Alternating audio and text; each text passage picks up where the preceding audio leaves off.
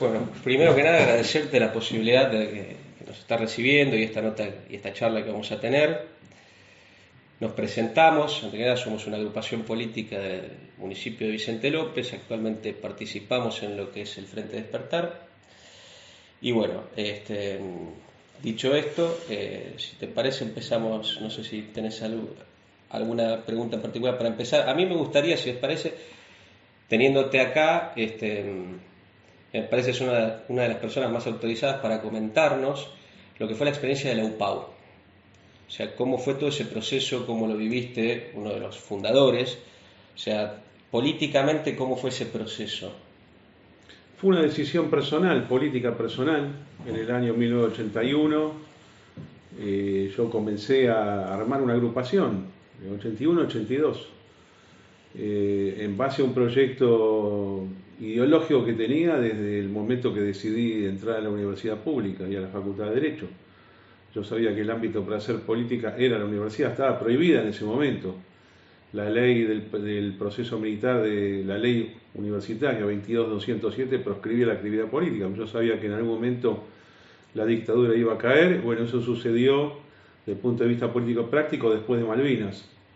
Durante Malvinas ya las incipientes agrupaciones que había en la facultad empezamos a volantear, panfletear de forma clandestina, ¿no? Eso, vos tenías que tirar un fajo de volantes no sé, en una escalera, en un aula, no es que te podías poner a repartir, cosas incomprensibles al día de hoy, inclusive para las generaciones posteriores a esta que yo te estoy diciendo. Básicamente éramos todos nacidos entre el 56 y el 63, más o menos por ahí. Las personas esas son las que coincidimos con este proceso universitario. Esto nace apartado de la UCD, esto es completamente aparte, que después Esto en un momento... no apartado, es pre-UCD esto. Claro. No existía la UCD. Entonces lo que yo armo en el año 82 es una agrupación llamada FUD, Fuerza Universitaria Democrática. Yo ya estaba ahí en el Partido Demócrata de la Capital Federal, pero esto era independiente del partido. Claro. Es más, el dictamen de la gente del partido era que no había que hacer política en la universidad. Yo dije, hay que hacer política en la universidad. Otros decían, hay que hacer política pero independiente, pensando en el estudiante, los apuntes, las clases. Yo decía, no, hagamos hacer una agrupación como si fuera el Partido Comunista, pero de derecha liberal. Exactamente. Esta postura, bueno, finalmente terminó predominando, porque, bueno, yo empecé a conocer otra gente que pensaba de la misma manera, y además había otras agrupaciones que se fueron formando, similares a las nuestras. En el 82 se forma la Comisión Reorganizadora del Centro de Estudiantes de Derecho, siempre derecho es vanguardia política dentro de la UBA. Del 82 al 83, en ese verano, lo que me dediqué es a hacer la unificación de todas las fuerzas parecidas. Y lo logramos con fecha 20 de abril del año 1983, y ahí creamos UPAU. Exacto. El nombre UPAU quiere decir Unión para la Apertura Universitaria, que no quiere decir nada. Pero bueno, sonaba bien. Claro. El tema para era muy, muy típico de los movimientos de izquierda. Frente Sandinista para la Liberación Nacional. Frente Farabundo Martí para la Liberación Nacional. Para se usaba en política en ese momento. Realineamiento por la República, el Partido Gaullista de Francia. Ajá. Entonces la Unión para qué apertura universitaria, pero nos definimos de entrada como personas liberales conservadores de derecha nacional. Y eso que aparentemente era impopular, hubiera sido muy impopular unos años antes. Yo sentía que tenía potencialmente un 25% de la adhesión de la facultad, o un 20%. Claro. Arrancamos, fuimos creciendo año tras año. Primer año fue una facultad, después el segundo año fueron 4, después fueron todas las facultades de la UBA. Después vinieron los triunfos. Esto no se arma de un año para otro. Vos tenés que ir escalando posiciones hasta hacerte conocido, confiable también. Conseguimos en el primer año tener bastante manija en la reorganización de los centros de estudiantes. Cambiamos el sistema electoral. Nosotros fuimos los que impusimos el sistema DONT. Antes había otro sistema de repartición de bancas. Y bueno, todo esto se hizo usando las armas de la acción política. Claro. O sea, nosotros éramos personas de partido, éramos personas políticas. A diferencia del liberal ideológico, que yo había sido liberal ideológico, pero en un momento de mi vida, a los 20 años más o menos, yo decido no ser un lector de libros o un profesor potencial de liberalismo, y yo quería ser una persona política práctica. La agrupación era política. y cómo era ser militante, porque vos estás hablando no ya de la militancia siendo liberal y siendo de derecha en esa época, porque al mismo tiempo estabas haciendo política en el medio de una dictadura, o sea, pero siendo antagónico, digamos, a las que estaban en auge en ese momento, que eran las de izquierda. O sea, ¿tenían el mismo nivel de censura, digamos así, o tenían algún tipo más de libertad, digamos, para poder ejercer esta militancia? No teníamos ninguna libertad. Y la única agrupación, esto es importante recordarlo, en los años 81 y 82, el único partido que tuvo vía libre para hacer política a la luz del día casi fue el Partido Comunista, por la alianza del gobierno militar con la Unión Soviética. Eran todos militantes protegidos. Es más, la actividad en los colegios secundarios comunistas empieza en el año 80. Es más, parecía que eran todos comunistas en los secundarios, en la universidad. Después, cuando van a las urnas, sacan muy pocos votos, porque es una cosa espantosa el comunismo. Y además eran bastante extremistas. Pero esos eran el establishment político de la época. Nosotros no teníamos privilegio, al revés. Las veces que nos agarraron repartiendo volantes caímos presos. Yo mismo estuve preso un día. Es más, con la definición de desaparecido que hay ahora, que viste que la discusión son 8.000, 30.000, bueno, yo no entro en esa discusión, pero uno de los militantes de las organizaciones hace un par de años me explicó en la televisión que 30.000 no quiere decir que hayan muerto, sino que estuvieron desaparecidos, aunque después los hayan liberado, como que estuvieron ilegalmente detenidos. Bueno, si yo tengo que ir a esa definición estricta, yo fui un desaparecido. Estuve un día chupado por los servicios de la dictadura. Lo que pasa es que no hice ningún reclamo, ni lo haría, porque bueno, no quiero causar problemas, además pasaron muchos años. Pero no teníamos ningún privilegio, al revés. Mira, esto les quiero recordar, informar a ustedes que son de una generación posterior. El liberalismo era muy mal visto por el proceso militar. La Facultad de Derecho era muy antiliberal. Es más, te enseñaban que el gran problema de la historia de la humanidad fue el liberalismo que siguió después de la Edad Media. Todo eso que fue Renacimiento, las ideas de la Revolución Francesa, los pensadores franceses, los ingleses. ¿Por qué? Porque ellos dicen que el liberalismo no unifica los valores de la sociedad. Las materias eran absolutamente antiliberales. Pero bueno, yo que era una persona acostumbrada a discutir de chico, yo discutía en la clase, no tenía problemas. A usted, digamos que entonces políticamente lo que la gente conoció después, o sea, masivamente, que fue la UCD fue quien lo buscó a ustedes. ¿Cómo fue ese No, de ninguna manera, eso no existe en política. Nosotros... ¿O se acercaron, hablaste con Alzogaray? No. Las cosas son de otra manera. La dinámica política funciona distinta. Sí.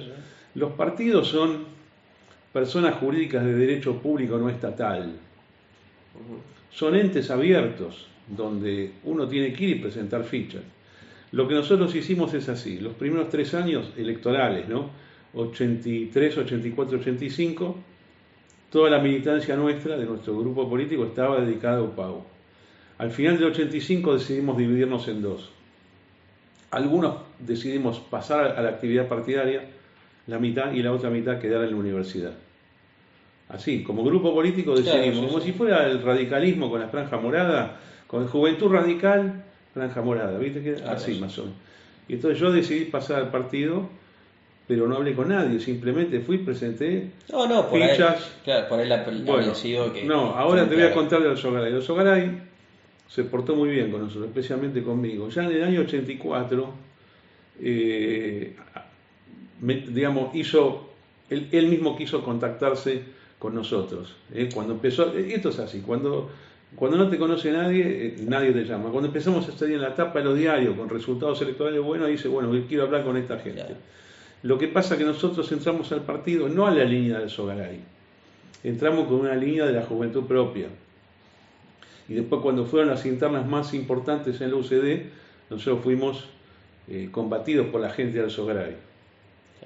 Y ahí es cuando vos vas a la interna y tu puesto, del único puesto público que te tocó ocupar, lo ganás previa interna y después eso fue en el año 87, o sea, te das cuenta que fue el segundo año de mi militancia partidaria. Claro. Y sí, fue una votación uninominal, donde la afiliado votaba voto a voto. Pero lo que hizo Alzogaray fue mandar una carta física a cada afiliado, diciendo, ustedes tienen que votar. Los 3 diputados que tienen que votar son estos, los 8 concejales que tienen que votar son estos, y los 3 consejeros vecinales según la zona, de lo que sería hoy comuneros, son estos. Entonces la gente obedecía a eso. Claro. Pero yo como dije, si cada afiliado tiene 8 votos para concejales, yo lo que tengo que conseguir es que la gente que vota al alzogaraísmo, al oficialismo, aunque sea uno, ponga mi boleta. Nosotros teníamos un aparato propio importante, como de 2.500 votos súper disciplinados. Acuérdate que venimos de barrer padrones de la universidad, o sea, teníamos gente armadora política, punteros. Nosotros básicamente éramos un grupo de punteros. Claro. Y yo podía decir que era un puntero de punteros. Entonces, lo que tenía que hacer es tener voto propio y un poco de voto espontáneo. Con ese voto propio más voto espontáneo en la interna del partido, conseguí el segundo lugar en la lista. Este sistema electoral llamó mucho la atención, obviamente fue derogado. La frase era: nunca más vamos a permitir que un tipo como Maratón se filtre dentro de las filas del oficialismo. Pero bueno, ahora se discute mucho todavía en el ambiente liberal cómo se eligen las listas. Yo soy partidario de usar este sistema, o cualquier cosa que sea interna. Yo básicamente soy un tipo de internas. Pero bueno, después yo hice política hasta el año 92, después no hice más política, me dediqué a otras cosas, ahora estoy como volviendo a la política. Carlos, a mí me interesa mucho la parte de lo que es la militancia juvenil, porque ahora estamos formando o tratando de formar centros de estudiantes y poder imitar, digamos, ¿no? de la gente que militó en esa época, muy difícil por cierto, y tácticas, estrategias de la planificación del día a día de las políticas, digamos, dentro de los ámbitos universitarios. ¿Cómo era, por ejemplo, un día a día? ¿Cuáles eran las iniciativas que llevan adelante ustedes para poder replicarlas en jóvenes que ahora se están metiendo en ese mundo? Primero, ahora se está rearmando UPAU. Básicamente gente del Partido Demócrata de diferentes provincias está rearmando. Me preguntaban primero, ¿podemos usar el nombre? Yo dije que sí, denle para adelante, rearme la agrupación. Lo más importante en esto es que sea una sola sigla para toda Argentina. Esto es como la Unión Cívica Radical en 1916. Varios historiadores dicen, ¿por qué ganó Irigoyen en el 16? Porque era la única sigla nacional. Entonces vos decías UCR, es como que te haces hincha de un club, ¿viste? Yo sigo UPAU, ¿no? No sirve que cada agrupación tenga un nombre distinto.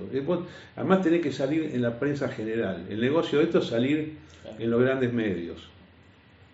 ¿De qué hay que hablar? Bueno, vos podés tener un programa, un prospecto. Hoy estaría online ese prospecto, o estaría en una app, donde vos trates todo el asunto universitario, todo el asunto educativo y todo el asunto gremial estudiantil. Pero el día a día de la universidad y de la política va generando temas propios. ¿Cuál es la agenda de la política? La agenda de la política vos no la sabés de antemano, es más o menos lo que se va dando. Es un poco lo que vos ponés y un poco lo que está en el ambiente.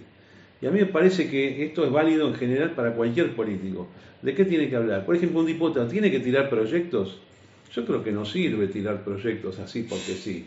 Lo que tiene que hacer un diputado es seguir los temas del día y en base a para donde vaya la corriente tener una determinada acción política. Esto lo hicimos nosotros, lo aplicamos a rajatabla. No es que lo leímos, es lo que intuitivamente nos pareció que había que hacer. En este sentido, por ejemplo, nosotros observábamos lo que hacían los que conducían la facultad, que era el radicalismo en esa época. Por ejemplo, un día van y cambian el sistema de cursos. Yo veo cuál es el proyecto y yo digo, bueno, que se lancen con esto. Nosotros vamos a ir al contraataque. Cuando hacen el sistema de cursos, que fue una calamidad, porque se desordenó todo, ¿viste? Bueno, ahí sacamos un boletín.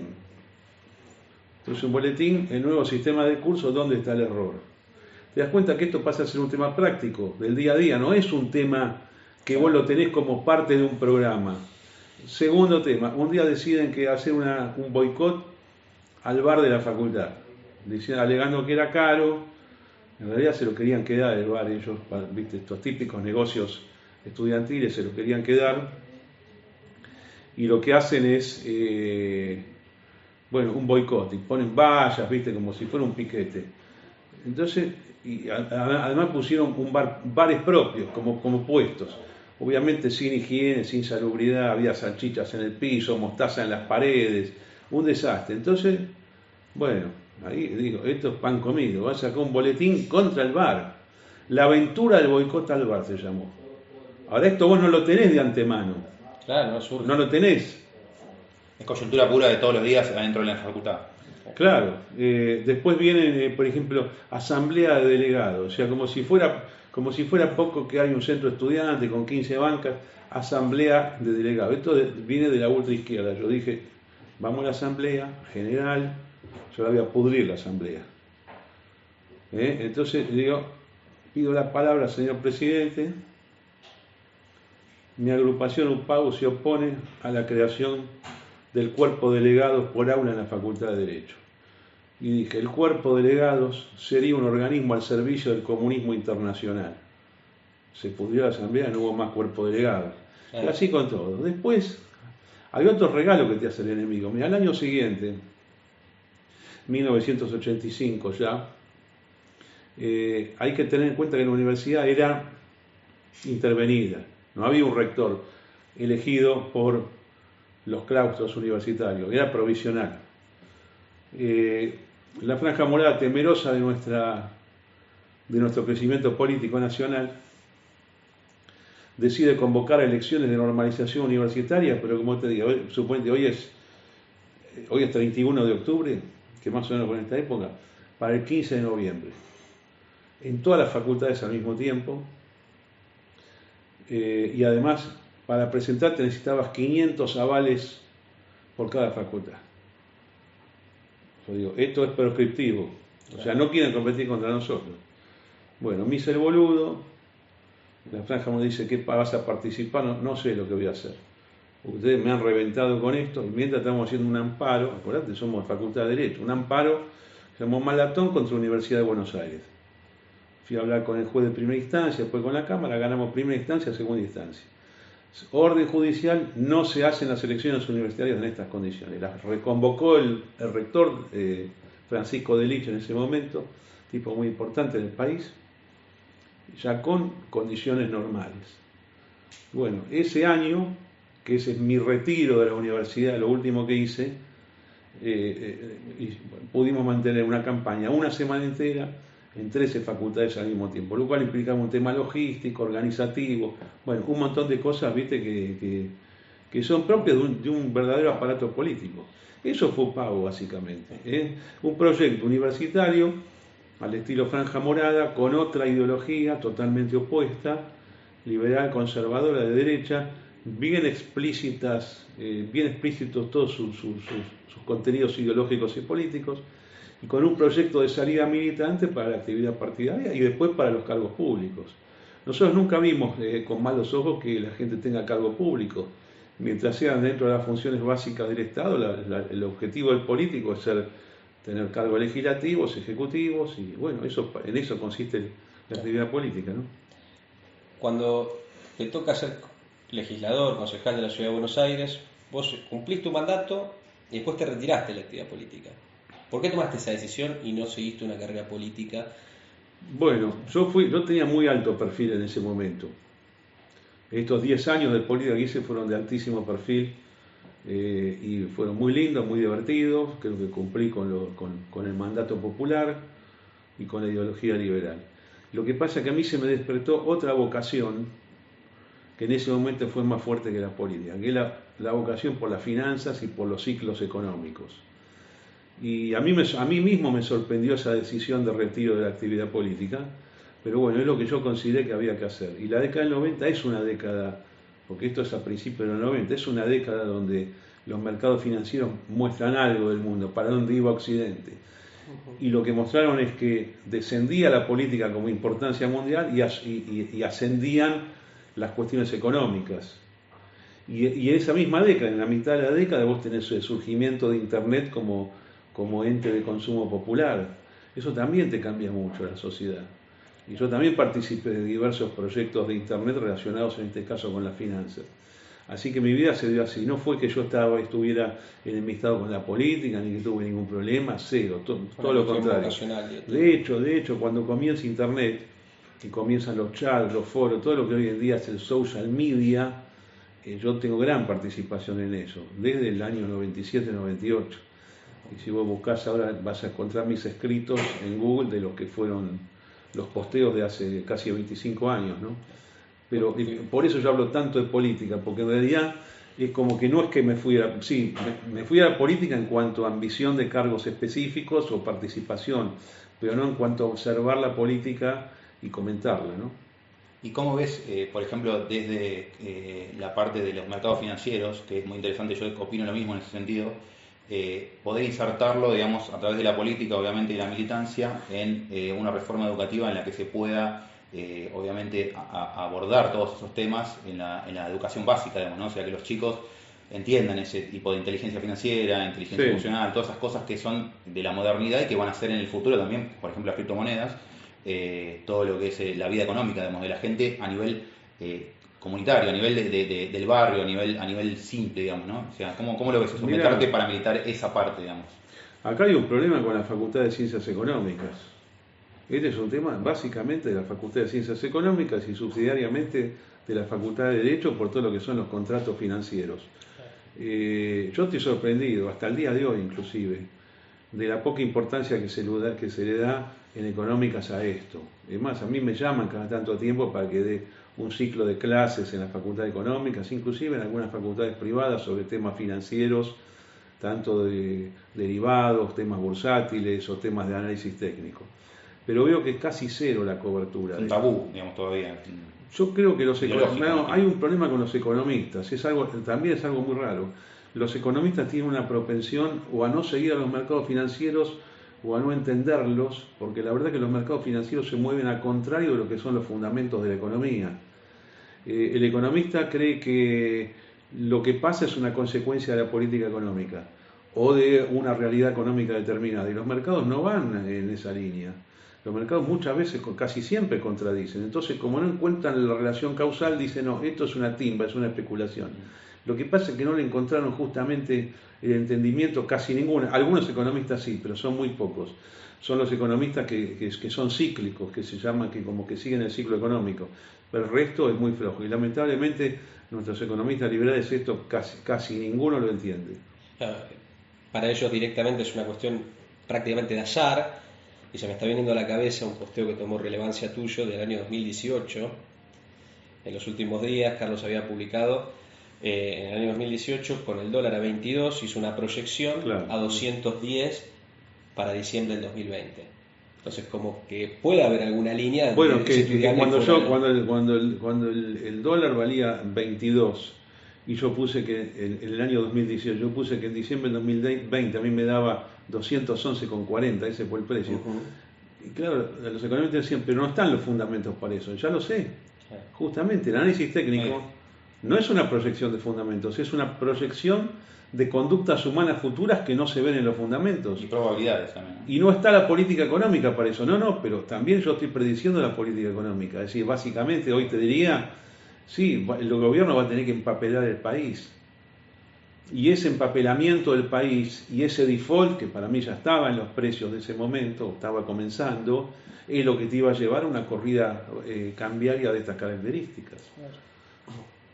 Es un problema. La verdad que el tema de la educación financiera, de este tipo de enfoque sobre educación financiera, es muy conflictivo a nivel mundial. Pero la UBA me parece grave en este punto. Y después está la Facultad de Derecho. No puede estar ausente de los principales contratos financieros. Una vez por hobby se me dio por tomar un posgrado en la Facultad de Derecho. Vi que eran 4 clases sobre derivados financieros. La verdad que lo que yo escuchaba de los profesores no entendía nada. Digamos, si yo tenía que armar una discusión en clase era como para romper el curso. Así que me quedé callado y dije, bueno, tomo nota de que no hay un conocimiento de lo que es un derivado financiero, ¿no? Ahora en el último tiempo decidiste, más allá de que siempre lo hiciste, pero no, como acabas de marcar, aspirando a un cargo, ahora retomaste, te metiste de lleno de vuelta en la arena política.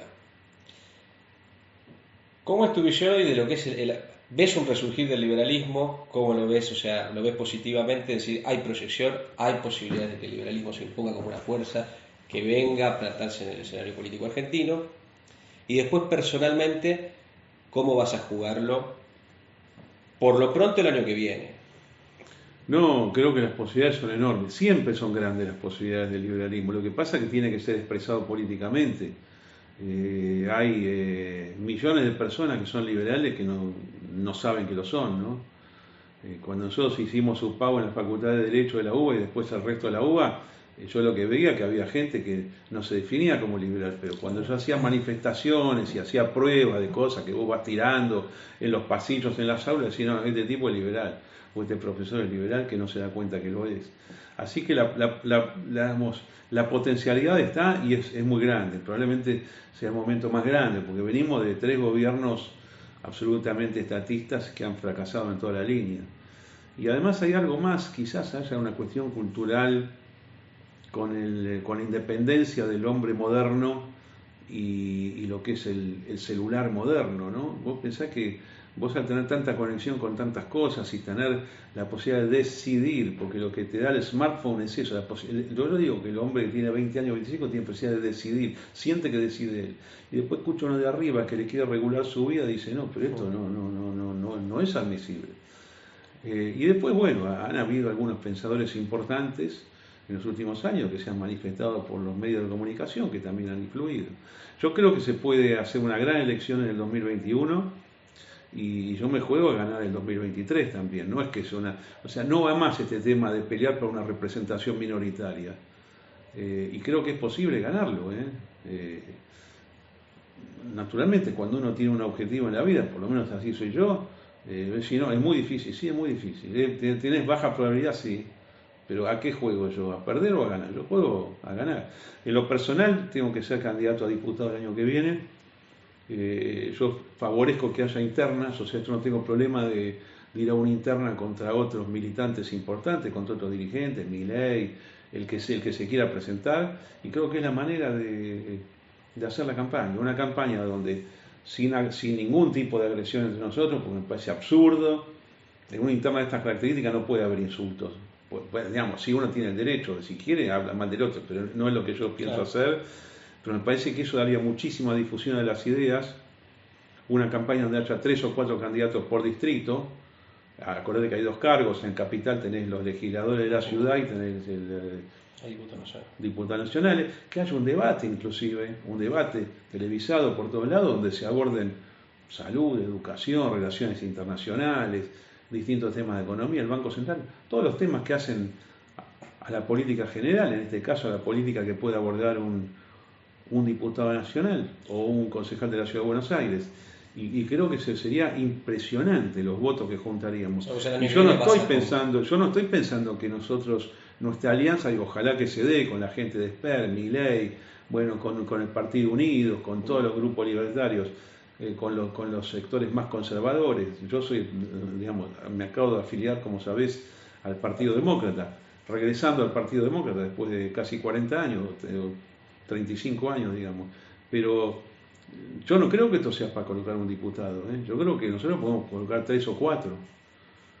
A eso me juego yo, 3 o 4 diputados. O sea, vos vas a competir, podés ir una paso con Milei, que es lo que más te gustaría, y si no se dieran las condiciones que vas a ir por afuera, digamos. Voy a ir por afuera, pero sería muy malo. Claro. Yo acepto ir a una interna y perder. Okay. ¿Estamos? O sea, el tipo que va a una interna tiene que decir, bueno, puedo ganar, puedo salir segundo, tercero, segundo imposible porque por un tema de cupo. Sí. Bueno, también puede salir primero una mujer, ¿no? El derecho de presentarse está. Pero cuando uno va a una interna está diciendo varias cosas, está reconociendo al tipo que va a competir contra uno. O sea, vos lo está legitimando. El pueblo decidirá, ya sea el afiliado o el pueblo en general, decidirá el orden de la lista. Pero sí, yo quiero hacer una interna, casi no diría contra Milei, en el mismo espacio que él, pero bueno, vos podés votar esto, podés votar otro y después quedará todo acomodado. Y yo creo que si nosotros hacemos eso, va a ser un boom político nacional. Yo creo que es un ejemplo que le mete presión a todos los demás espacios, digamos, ¿no? que contrarios a los nuestros, hacer ese tipo de internas. Claro. Pero además, la verdad, sinceramente, creo que tenemos mucho más contenido que la gente de Cambiemos, que nunca dice nada. El peronismo, este peronismo maoísta que ha salido ahora, va a estar totalmente en decadencia. Y nos van a votar gente que no es liberal necesariamente, que va a decir, estos tipos son muy razonables. Es muy importante que la interna sea pacífica, ¿no? Claro. Sin insultos, sin nada, porque además no tiene sentido hacerlo eso. ¿Y la ves probable la interna? Bueno, yo estoy proponiendo eso. Yo estoy iniciando conversaciones ahora con diferentes sectores, incluyendo Javier Milei y José Luis Espert, y espero que sí, que lo acepten. Y si no hay más remedio, me presentaré aparte, ¿no?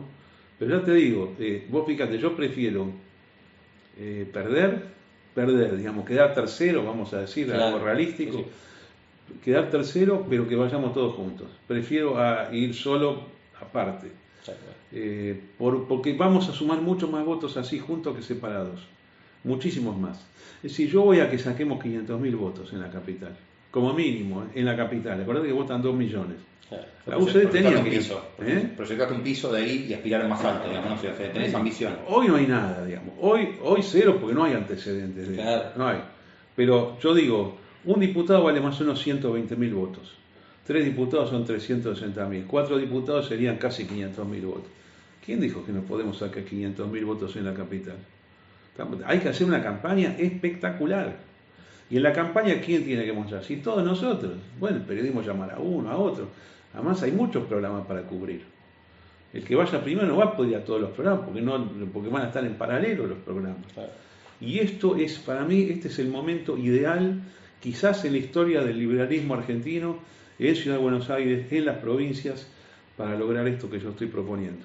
Espero que me lo acepten. ¿Y el Partido Demócrata de la capital ahí tenía algún problema judicialmente? No. ¿O No, ya está todo solucionado? No. Simplemente lo que hay que hacer en el Partido Demócrata de la Capital Federal es lo mismo que hizo ayer el Partido Demócrata de Mendoza, que es romper la alianza con Cambiemos. Ayer en Mendoza, por una votación de 63-1, decidieron romper, 63 y una abstención, decidieron romper con la alianza con el radicalismo y con el PRO en la provincia de Mendoza. Las actuales autoridades, digamos, son las que están con Cambiemos. Las actuales autoridades tienen, algunas, en la Junta de Gobierno, no en la Convención son pro ruptura, tienen digamos, acuerdos con Cambiemos.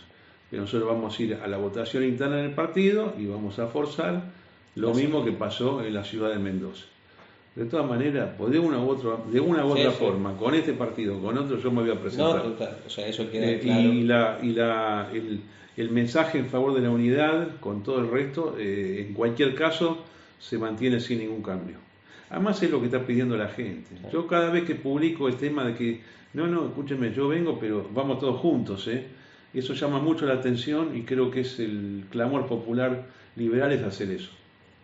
Carlos, y hablando del fenómeno ahora que estoy viendo, que bueno, con los chicos estuvimos analizando eso, de lo que es los adolescentes, o sea, hay una masa de adolescentes de todas las clases sociales que se están sumando, digamos, a la movida liberal.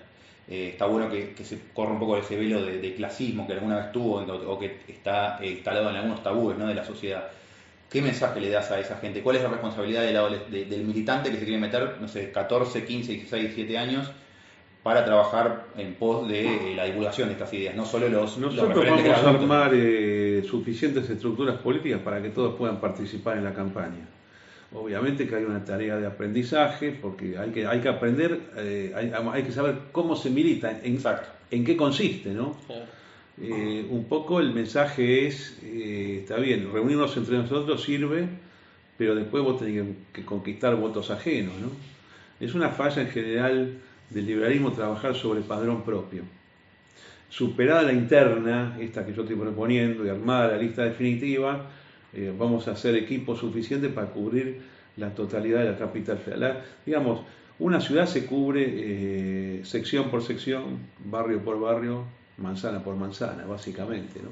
Y eso implica desde folletería física, que alguna puede existir todavía, hasta sistemas un poco más inteligentes de llegada vía celulares.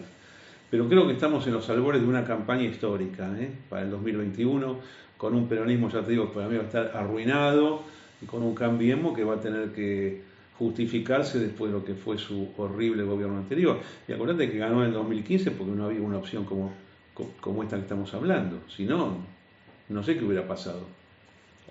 Claro, lo que se ve y es positivo en esto que vos marcás es que todos los dirigentes referentes del liberalismo tienen buen trato entre sí, digamos, como se dice, detrás de las cámaras, son en muchos casos amigos, la unidad cada vez se ve más cerca en ese sentido. Hay, como vos estás comentando, o sea, vos estás empezando a gestionar, a hablar con uno, con otro, o sea, y lo sentís, o sea, cada vez más cerca. Esa es tu sensación Sí, personal, que la sí, ves cerca. creo que vamos a tener éxito en esto, sí, sí. Perfecto.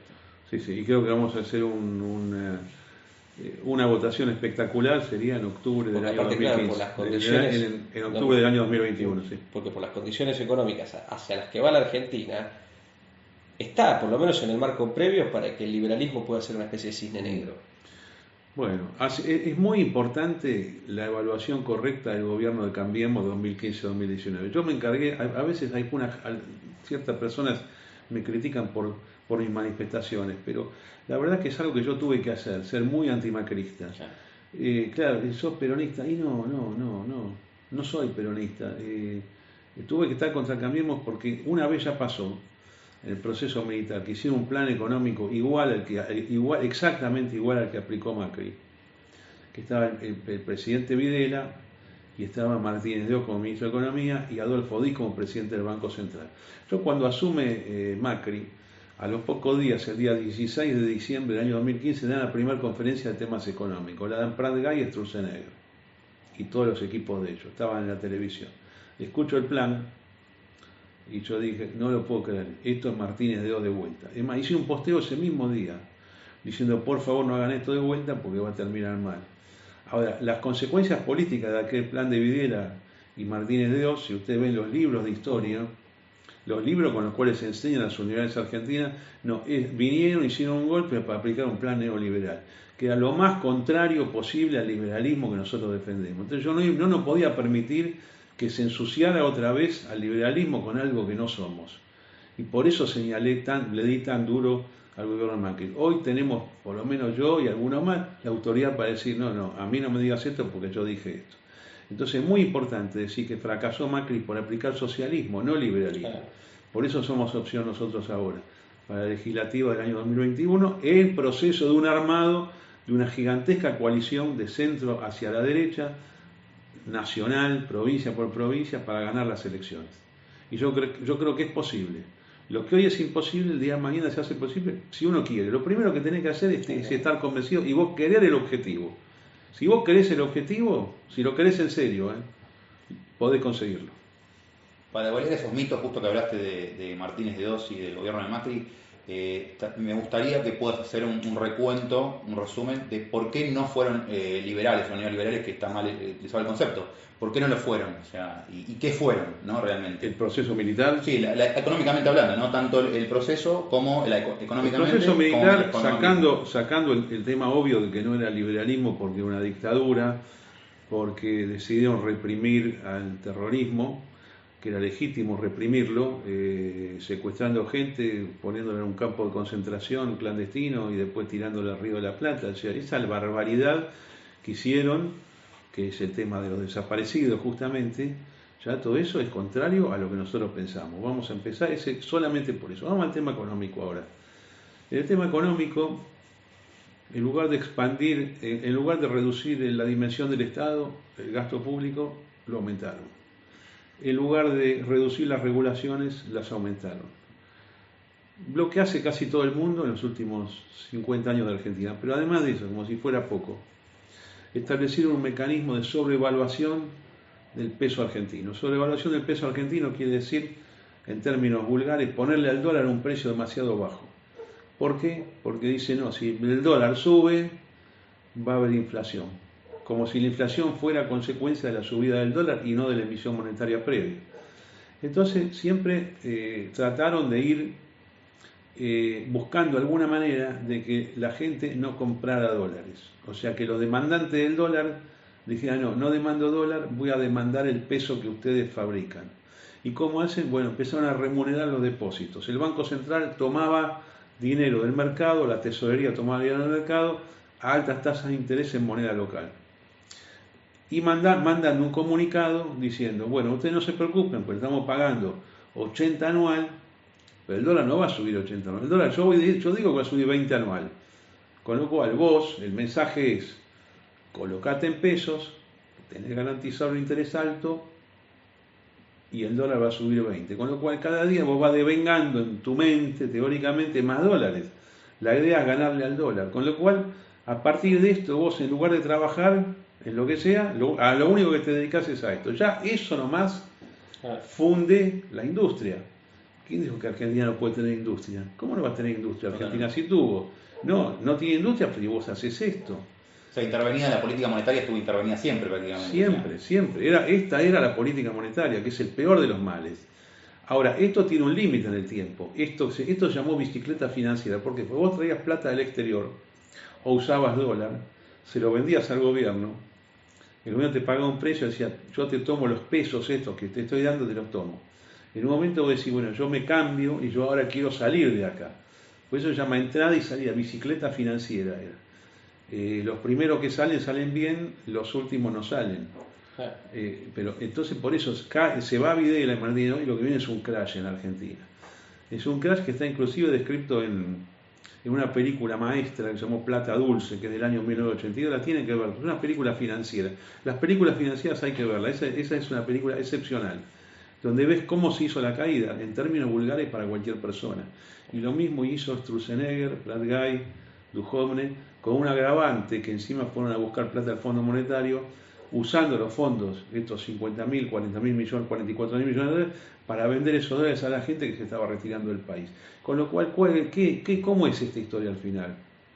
Un tipo hace un negocio financiero, garantizado por el Estado, y cuando esa garantía no puede existir más, el mismo Estado le da tiempo a estas personas para que realicen su ganancia y se lleven los fondos afuera, con plata tomada en el exterior, que después que estos tipos se fueron, esa deuda queda en cabeza del Estado argentino, o sea, el ciudadano argentino, el contribuyente argentino, el pueblo, el argentino pobre explotado es el que debe esa plata, cuando el negocio lo hizo otro. Esto es lo que hizo Macri, es lo que hizo Martínez de Osidea y lo que volvió a hacer Macri.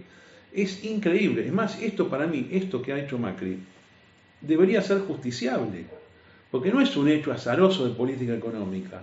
Esto es algo casi premeditado. Y si no fue premeditado, porque sos un burro.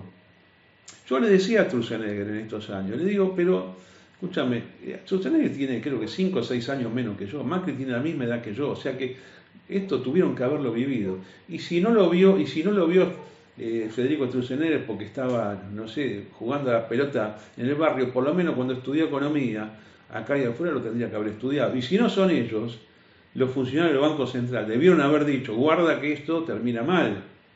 Estamos hablando del Estado argentino, del Banco Central. Haber permitido esto con Macri es una calamidad. Y para colmo, Alberto Fernández, que podría haber asumido y haber desenmascarado todo esto, lo continuó. Esto es una estafa, mirá. Y yo lo que siento que algunos de mis colegas liberales políticos se centralizan mucho en la crítica en el gasto público corriente. Dicen hay muchos ministerios, muchos diputados, muchos ñoquis, muchos planes. Y yo creo que esta parte financiera del Estado es mucho peor. Primero que es mucha más plata que eso. Y después es que no la ves. Vos tenés que saber mucho o tenés que estar bien afilado para darte cuenta en qué consiste esta estafa que deja cada tanto tiempo 200.000 millones de deuda nueva en cabeza de los pobres argentinos. El gran argumento del macrismo era que el 70% de la toma de deuda era para pagar deuda. O sea, toda esa deuda que le habían dejado los anteriores. O sea... No, pero mira, hay un discurso hay una manifestación televisiva de Duhovne, antes que sea ministro, es de principios del 2016. Él dice, miren, ¿saben qué ventaja tiene Argentina en este momento? Dice Duhovne, el kirchnerismo con todos los males que tenía, dejó una deuda bajísima, con lo cual ahora nosotros podemos tomar mucha deuda. O sea, esto es todo lo contrario de lo que hay que hacer. En lugar de decir, gracias que nos dejaron poca deuda, vamos a seguir con poca deuda. No, el tipo te dice por televisión, vamos a tomar toda la deuda. Con lo cual, confesión de parte, relevo de prueba. No, Macri mandó a sus dos operadores, Sturzenegger a nivel local y Caputo a nivel internacional. Caputo es un criminal financiero directamente.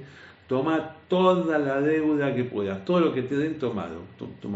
Y Macri revienta porque no puede pagar su propia deuda. En el 2018, cuando tenía los vencimientos de los años anteriores, no puede renovar. Y eso es el default técnicamente.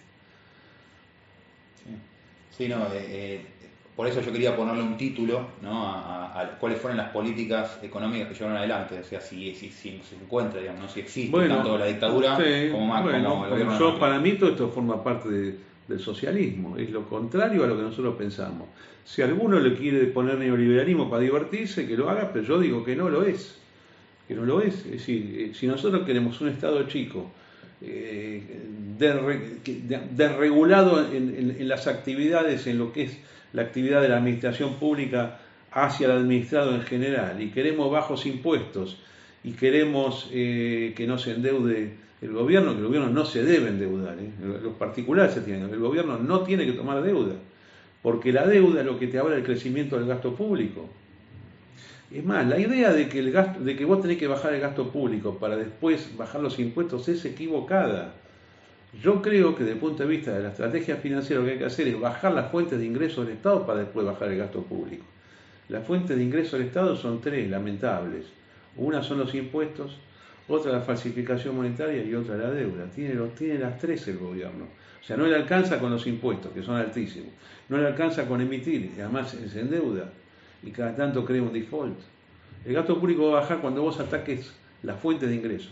Y esta es la exhortación que yo hago acá y siempre en los últimos años, habiendo trabajado en finanzas municipales, porque yo cuando fui concejal me dediqué exclusivamente a las finanzas públicas.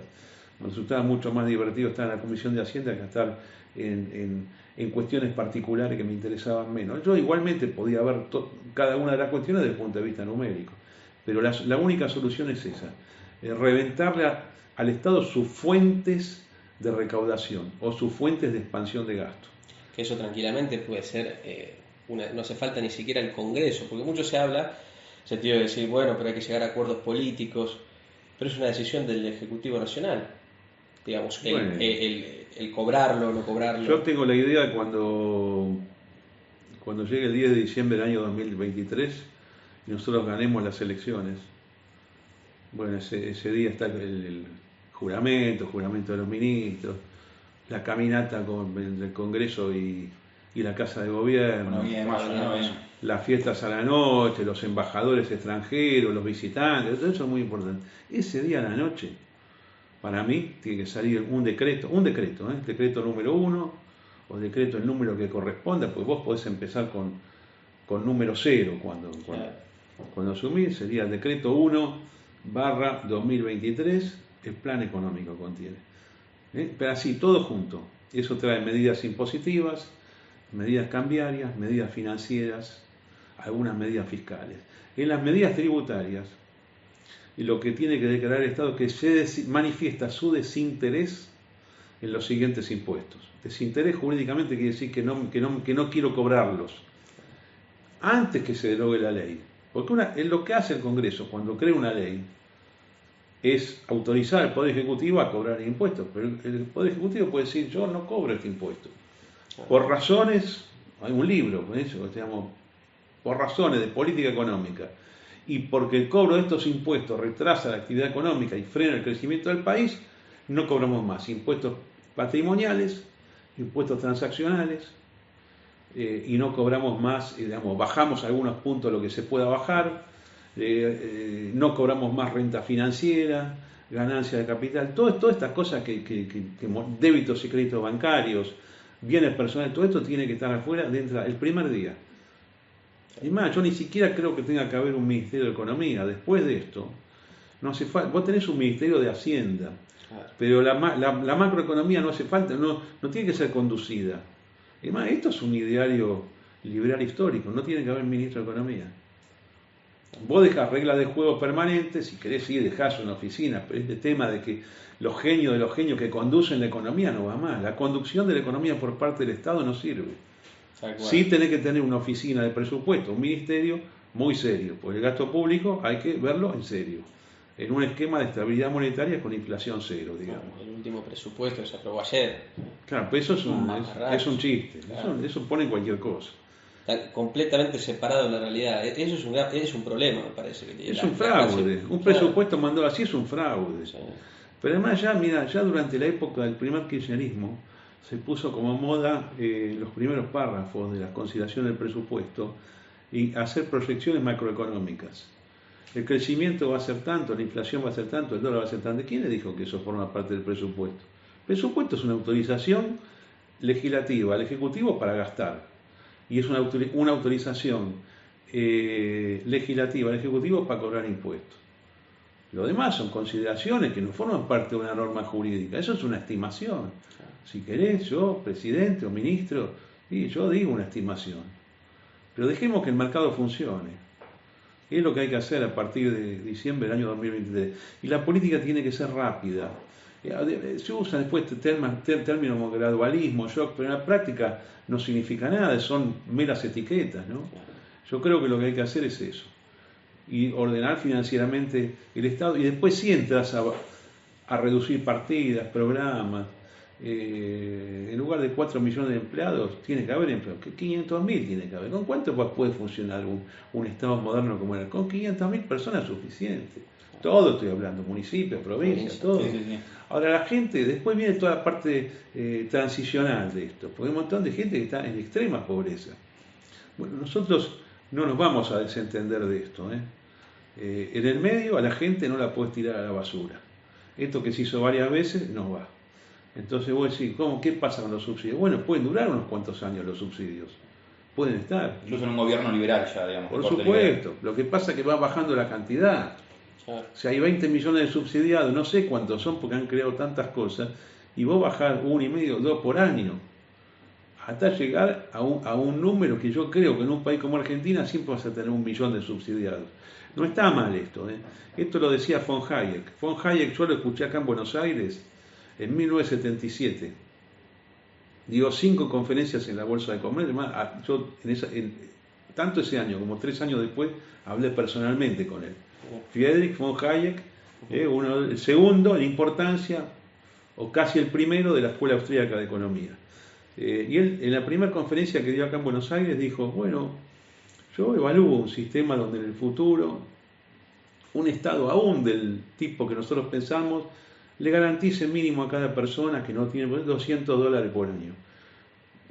Perdón, $200 por mes. Pensá que $200 del año 77 quizás sean 1.000 de ahora. Entonces, bueno, es más, al lado mío estaba Gabriel Zanotti, un gran liberal argentino, y me dice, Maratón, si esto lo escuchan, von Mises lo mata.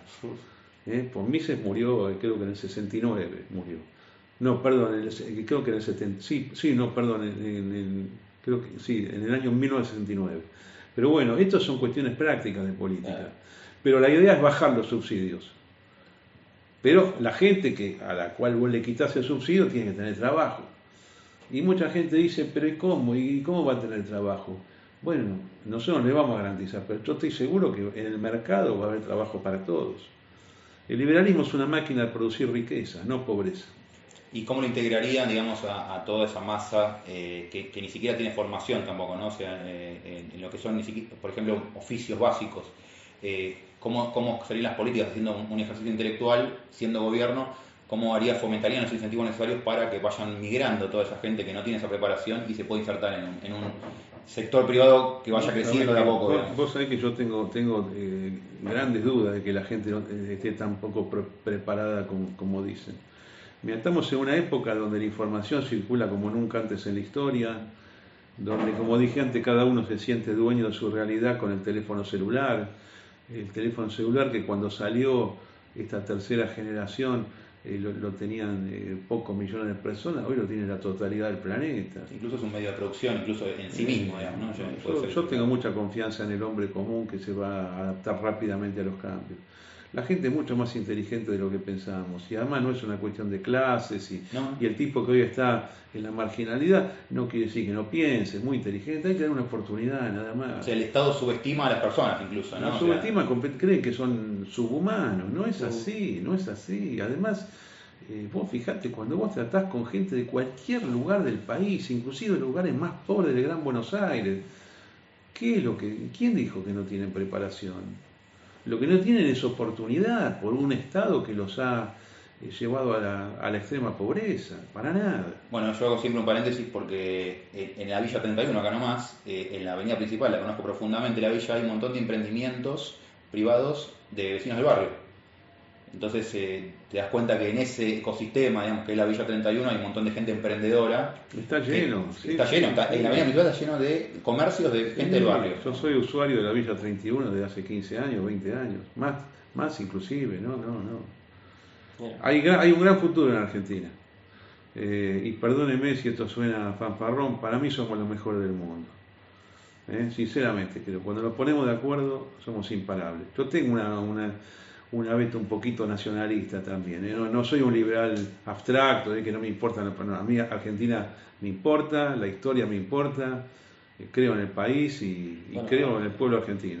Antes de que empezara toda la cuarentena, hiciste un acto importante acá mismo, inaugurando el escudo. Inauguré un escudo que se lo pedí a Juan Carlos Pañarols. Y ahora en este lugar que ustedes ven acá atrás, en este cuadrado, que es 2.14 por 1.17, va a venir una cosa que estamos denominando el homenaje a la bandera y a la escarapela argentina, que va a tener, va a tener la figura de la libertad, va a tener laureles, olivos, 2 escarapelas, los pliegues de la bandera, va a tener el águila guerrera de Aurora.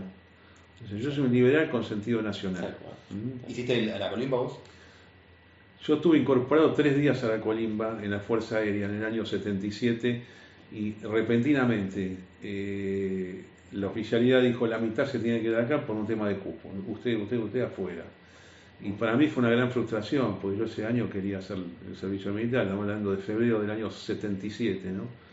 Y mi sueño era combatir en Tucumán al ERP. Lamentablemente no se me dio y sinceramente te digo, la frustración llega hasta el día de hoy. Y después hubiera querido ser soldado en las Malvinas, tampoco pude ser, ¿no? Por más que uno se ofrezca y todo, obviamente, pero no, para mí son temas muy importantes estos. Te llevo a otro plano, que en algo se te ve bastante activo. Fuera de la Argentina, vos ponés mucho hincapié en lo que se viene el 3 de noviembre, con Donald Trump. Contanos un poco qué visión tenés, no solo de Donald Trump, sino de lo que él en este momento representa para vos.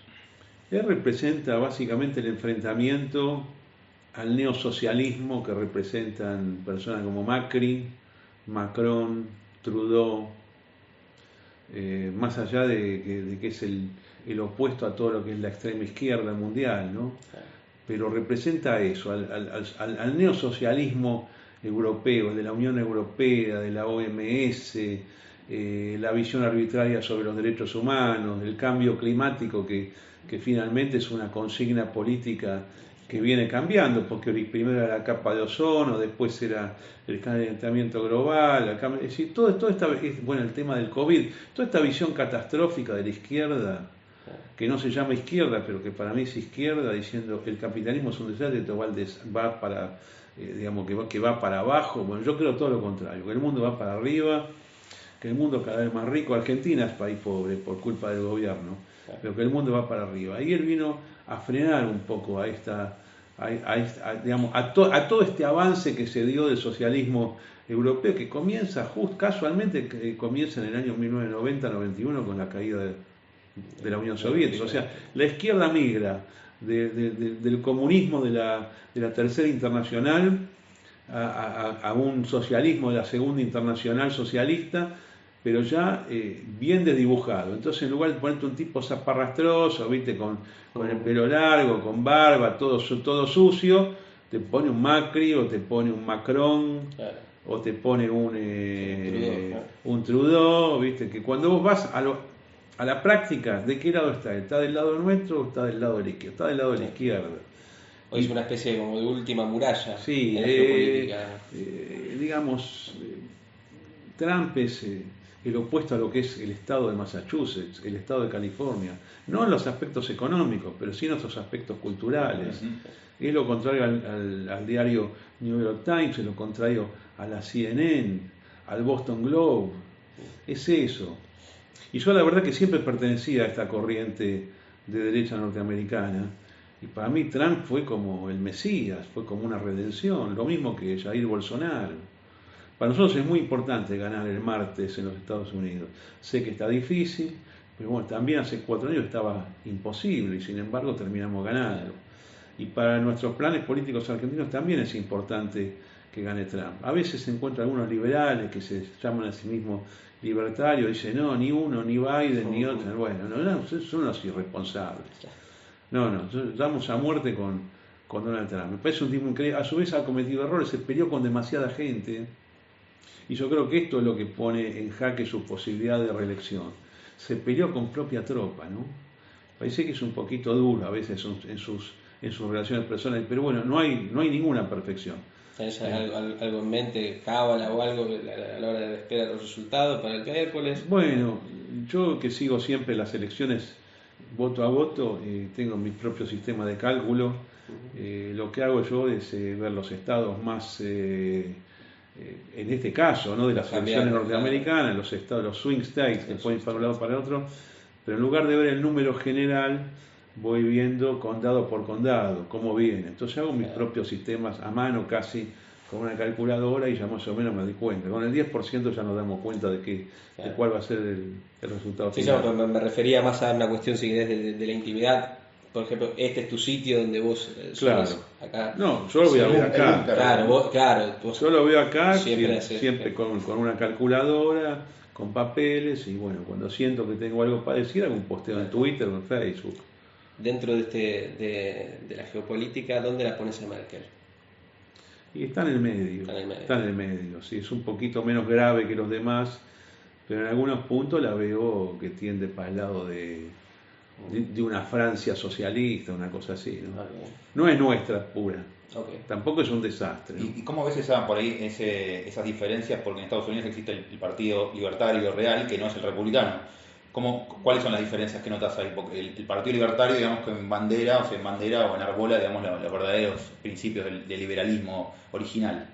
El republicanismo digamos, los republicanos no. ¿Cómo lo ves a Trump en ese sentido? No, el Partido Liberal, en el sentido argentino, europeo, es el Partido Republicano. Pero porque existe el Partido Libertario en Estados Unidos, que es una tercera fuerza, ¿no? El Partido Libertario de los Estados Unidos es un partido que está en contra de la política internacional y termina jugando con los enemigos nuestros. No. Mal, el llamado Partido Libertario, al cual sigo desde el año 1980. Ese año tenía un buen candidato, pero después se fue girando cada vez más a la izquierda en política internacional. Yo lo veo como un partido de izquierda, al Partido Libertario. O sea, está más pegado en el ámbito de los demócratas que con los republicanos, más cerca de los republicanos. Por supuesto. Yo soy del Partido Republicano. No, aparte hoy tenés, más allá de que los demócratas siempre tendió a ser más de centro-izquierda, históricamente, hoy está directamente secuestrado por una izquierda radicalizada, como Antifa. Hoy sí, culturalmente. Está secuestrado el Partido Demócrata. Ya tuvo otras épocas complicadas. Cuando estaba Jimmy Carter era un desastre. Claro. Y Obama también. Obama en política internacional fue pésimo. Al final, con mucho pacifismo, mandó tropas a todos lados, intervino donde no tenía que intervenir. Ojo con la política internacional. La política internacional es menos ideológica que la economía. Forma parte fundamental de la política. Y hay que actuar con mucha inteligencia. El que actuó con gran inteligencia es Donald Trump. Dijo, yo no me tengo que meter en la guerra civil siria, yo me voy de ahí, ¿viste? Hizo bien, Irak, hasta acá llegamos, Afganistán. Y lo que vos conseguís de esa manera es la paz efectiva, y gastar menos plata y tener menos soldados muertos. Es decir, hay que intervenir cuando hay que intervenir, no es que intervenir por una diversión. No, la guerra es una cosa muy, muy complicada. Porque una vez, si vos entrás, después tenés que tener un plan para salir. Que es lo que no tuvo Estados Unidos, ni en Vietnam, ni en Camboya, ni ahora con Obama, con las intervenciones equivocadas que ha hecho por todo el mundo, ¿no? Digamos, Trump es un éxito en política internacional. Y a nivel geopolítico, que lo veo como una especie de tech, ¿viste? El juego de estrategia, está como medio empatado el continente. Obviamente esperemos que gane Trump en ese sentido, porque para mí es una represa que frena todo ese marxismo cultural, digamos, que está sobreviniendo sobre el continente. Ganó el MAS en Bolivia, fue lo que pasó en Chile ahora, que está por ver en realidad, pero bueno, no hay buenas expectativas. Pero también al mismo tiempo está Bolsonaro y después ganó la calle Pou, digamos. ¿Sentís que hay como una especie de equilibrio ahora?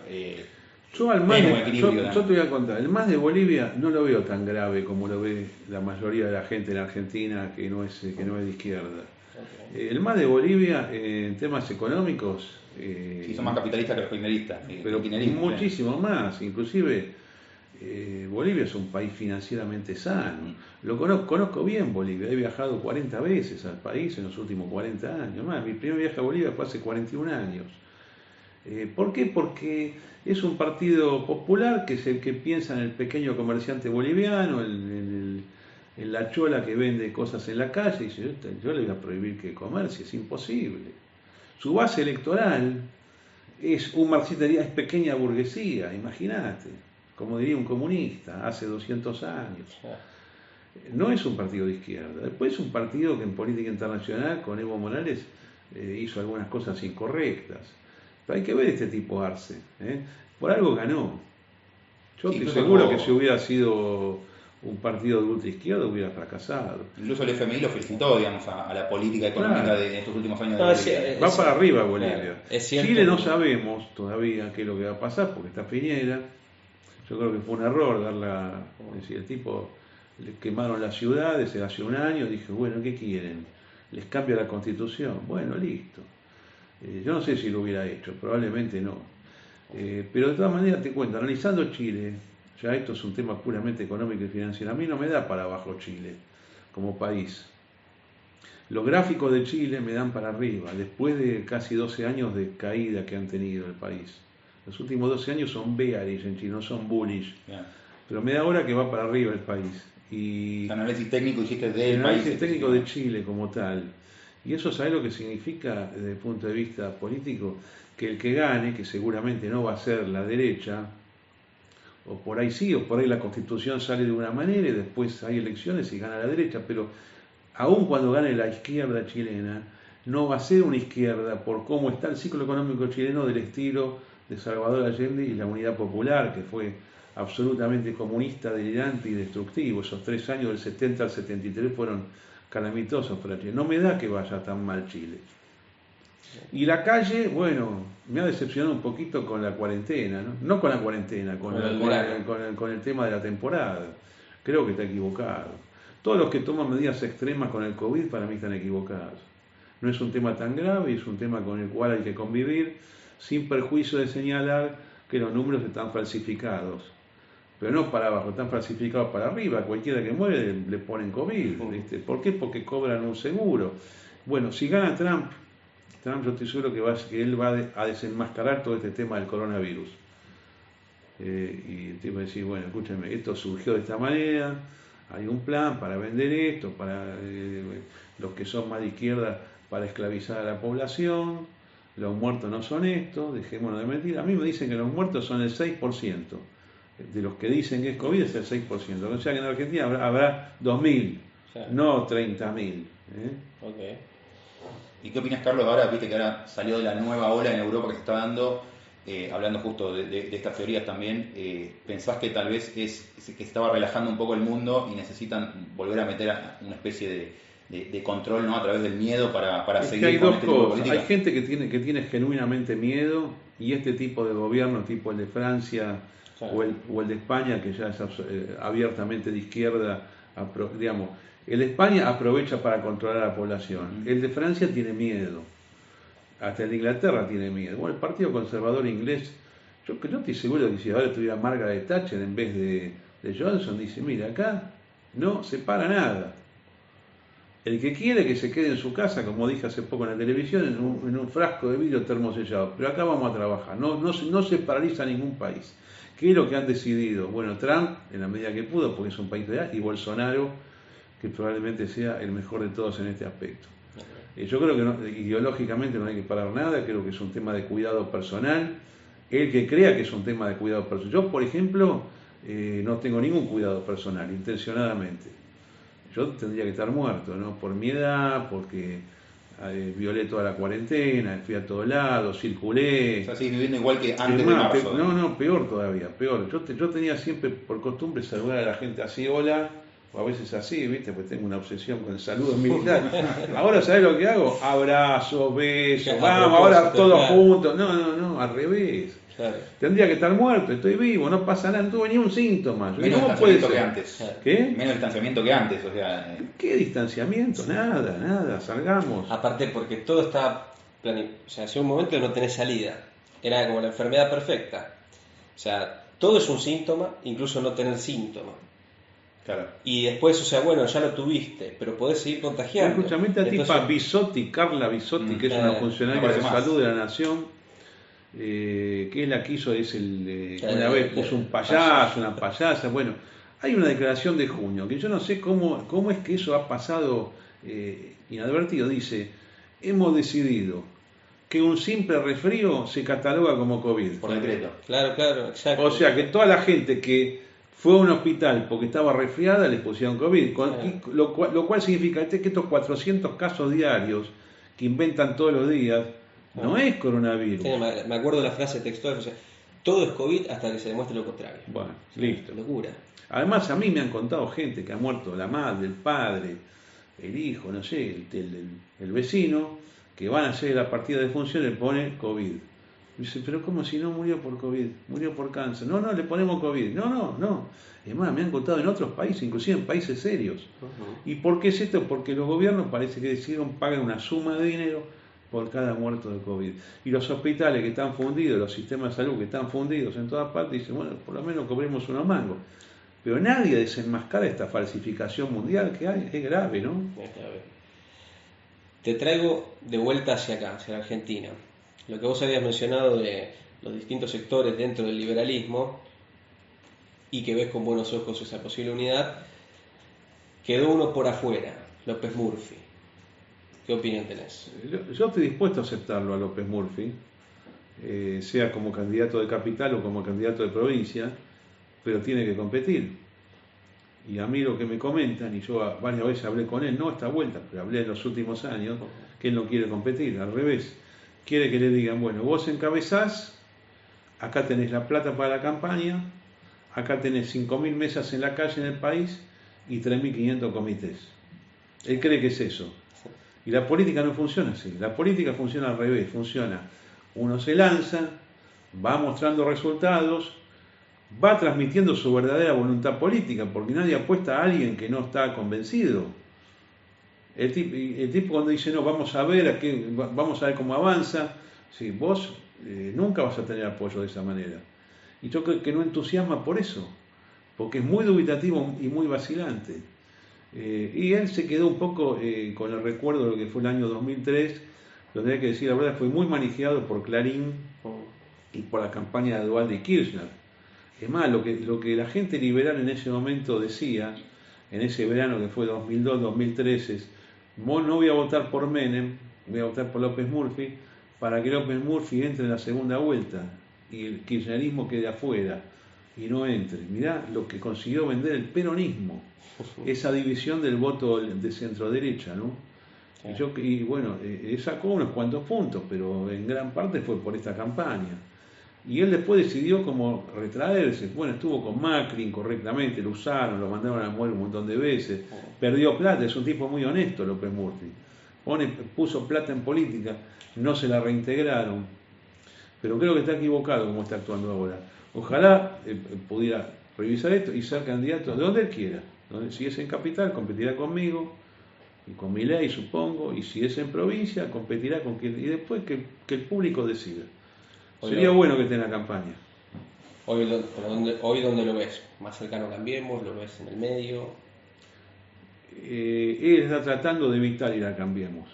Okay. Pero es muy amigo de Patricia Bullrich. Yo creo que Patricia Bullrich va a intentar seguramente, y quizás algún otro, decir: bueno, ¿a quién más podemos? ¿Cómo reventamos este frente liberal? Y es probable que quieran comprar algunas piezas, ¿no? Conmigo están liquidados, yo estoy claramente en contra de ellos, ¿no? Porque es irónico, porque ahora nuestros adversarios directos es Cambiemos, más que nada, o sea, no el kirchnerismo. El adversario electoral es lo que el elector percibe como más parecido. Escuchá lo que te digo.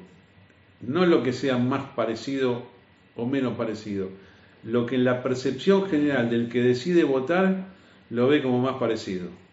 Bueno, fíjate Este fenómeno extraño que en las redes hay rumores, obviamente que en las marchas está viendo cada vez más banderas de Garzen, por ejemplo, ¿no? Que justo me dijiste lo de barbijo, que las llevan y las enarbolan un montón de jóvenes y adolescentes que se notan mucho la diferencia entre los que son más macristas, digamos, o que lo único que los empuja tal vez es el antikirchnerismo, ¿no?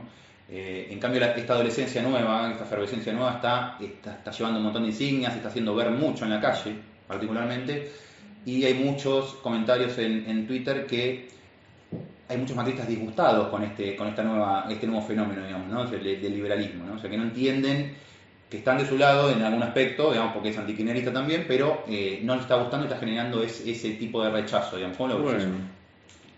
Bueno, pues probablemente vaya en contra de sus propios intereses políticos. Pero yo pienso hacer, y ojalá que lo hagan los demás, una explicación gráfica de lo que fue la estafa financiera del gobierno de Macri. Interesante. Y por qué esto un poco lo que pude contar hace unos minutos. Esto hay que explicarlo gráficamente. Y por qué esto no se puede volver a votar. Y por qué lo van a volver a hacer.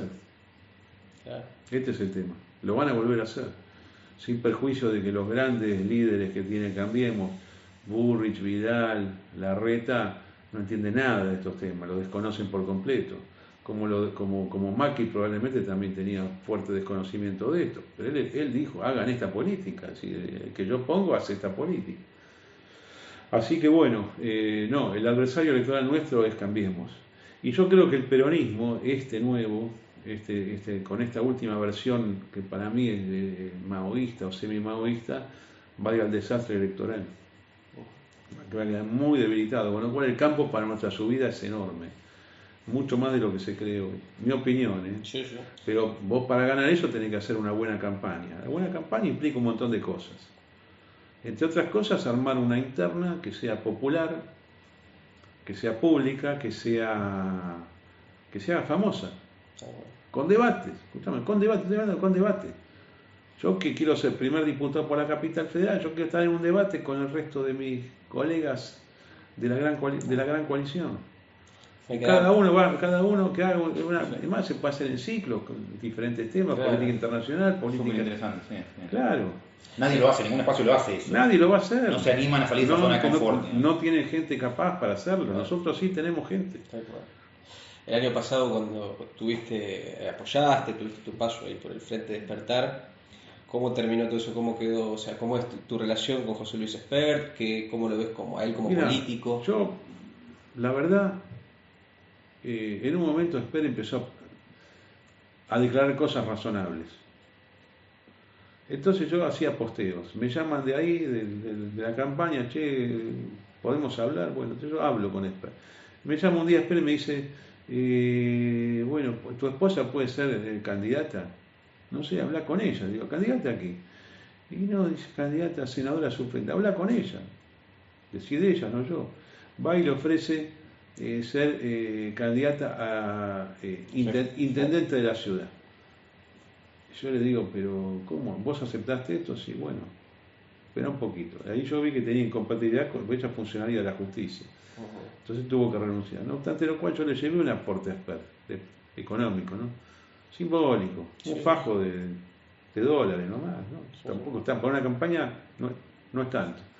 Pero bueno, como señal de apoyo. Entonces yo en las PASO voté Espert, pero después entre las PASO y la general hizo un acuerdo con el PRO, y eso es lo que no me gustó. Para mí el enemigo es el PRO, el socialismo del PRO. Después de eso volvieron a hablar. Lo vi la semana pasada en el cumpleaños de Milei. Milei me manda un mensaje, me dice, che, ¿por qué no venís al cumpleaños mío? Me gustaría que estés. Bueno, voy y te saludo. Invitado, si no, no voy a ir a un acto que no es propio. Lo voy a esperar, lo saludé, todo bien. Esta semana espero poder hablar con él o con Rosales. Con este proyecto de la unidad, ¿no? Exactamente. Bueno, generó un ambiente, generó algo muy lindo en la militancia, eso, ¿no? Entre los rumores ahí, verte ahí, digamos, en el festejo, ¿no? O sea, bueno, mejor. O sea, de toda la gente, ¿no? O sea, que yo sigo en esta línea. La unidad, ¿no? La unidad, absolutamente unidad. Realmente creo que podemos hacer una elección brillante. A través del análisis técnico, decimos cuál es la proyección, así algunos números, que como hiciste con el dólar, con algunos números para 2021-2023. Lo que pasa es que no hay historia de esto, no hay Claro, historia, verdad. no hay historia. No puedes analizar el pasado. Bueno, lo que yo puedo hacer es hacer un empalme con el comportamiento de los años 80, la decadencia de los 90 y hacer un análisis, pero requiere un tiempo para hacerlo. Claro. Tengo que agarrar un gráfico, ver tendencias. Sin embargo, No para lo la hice Argentina, vos ya tenés el piso Yo estoy un año. seguro que si nos vemos en 2 años va a ser un país muchísimo mejor que el que hay ahora. Y estoy seguro que dentro de un año va a ser el peor momento. Yo de mi parte, Muchas gracias, Carlos. Carlos. Muchas gracias, Carlos, Un por placer. este tiempo. Muy De verdad, amable. gracias. Nos vemos.